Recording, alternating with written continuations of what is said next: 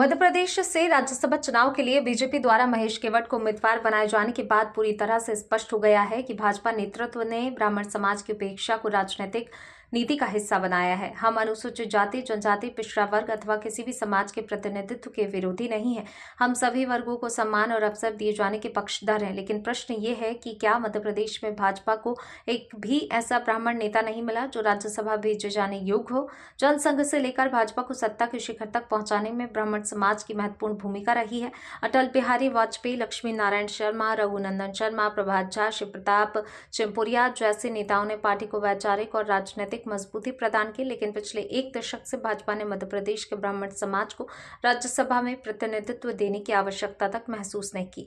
सबसे अधिक पीड़ा इस बात की है कि डॉक्टर नरोत्तम मिश्रा जैसे राष्ट्रीय स्तर के नेता, पूर्व केंद्रीय मंत्री अनूप मिश्रा जैसे अनुभवी जनप्रतिनिधि और सुरेश पचौरी जैसे वरिष्ठ राजनीतिक व्यक्तित्व को भी लगातार नजरअंदाज किया जा रहा है। क्या उनका अनुभव, योगदान और जनाधार भाजपा नेतृत्व के लिए कोई मायने नहीं रखता?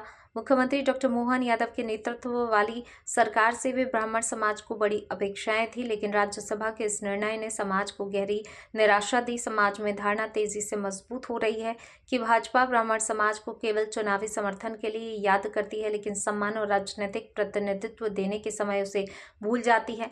आज प्रदेश भर में ब्राह्मण समाज के बीच असंतोष और आक्रोश है। भाजपा नेतृत्व को यह समझना होगा कि किसी भी समाज की उपेक्षा लंबे समय तक नहीं की जा सकती। सम्मान, सहभागिता, प्रतिनिधित्व लोकतंत्र के मूल आधार है। अखिल भारतीय ब्राह्मण समाज भाजपा के राष्ट्रीय और प्रदेश नेतृत्व से पूछना चाहता है कि आखिर मध्य प्रदेश के ब्राह्मण समाज का अपराध क्या है।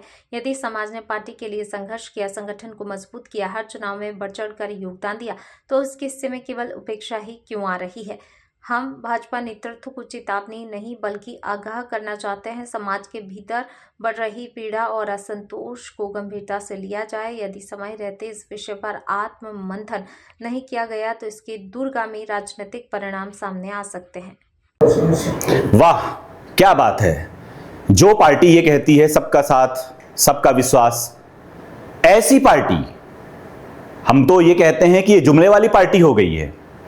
जिस पार्टी को एक ऐसे वटवृक्ष की तरह अटल बिहारी वाजपेयी जी ने सींचा, लक्ष्मी नारायण शर्मा जी जैसे कद्दावर ब्राह्मण नेताओं ने जाकर के और दिल्ली में परचम लहराया, ऐसे बहुत से नेता जिन्होंने राज्यसभा के पद को सुशोभित किया, ऐसी पार्टी जो ब्राह्मण समाज को दरकिनार कर रही है, लगातार दरकिनार कर रही है, उसका चाल, चरित्र और चेहरा स्पष्ट नजर आने लगा है। ब्राह्मण समाज को किसी से भी कोई आपत्ति नहीं है, किसी भी समाज से हमें कोई आपत्ति नहीं है, हम सब साथ में रहते हैं। लेकिन हमारी अगर थाली कोई खींचेगा तो हमें क्लेश होगा, हमें दुख भी होगा। क्योंकि वर्तमान परिदृश्य को देखते हुए जो कि राज्यसभा में ब्राह्मण समाज को दरकिनार किया गया, निश्चित तौर पर अखिल भारतीय ब्राह्मण समाज ये पूरे जो भारतीय जनता पार्टी के शीर्षस्थ नेतृत्व के मंसूबे हैं उसको पूरा नहीं होने देगा। और आने वाले समय में यह ध्यान रखे, भारतीय जनता पार्टी का शीर्षस्थ नेतृत्व की जो उत्तर प्रदेश में विधानसभा का चुनाव होने जा रहा है, उस पर इन लोगों को उसका परिणाम भी देखने को मिलेगा।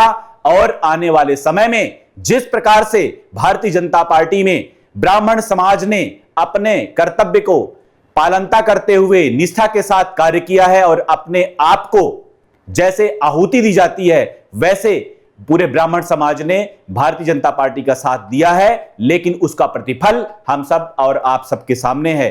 निश्चित तौर पर मैं शीर्षस्थ नेतृत्व को यह जताना चाहता हूं और चिताना भी चाहता हूं कि आपके किए हुए इस तरह के कृत्यों को ब्राह्मण समाज कतई माफ नहीं करेगा और आने वाले समय में इसका प्रतिफल आपको भोगने को मिलेगा।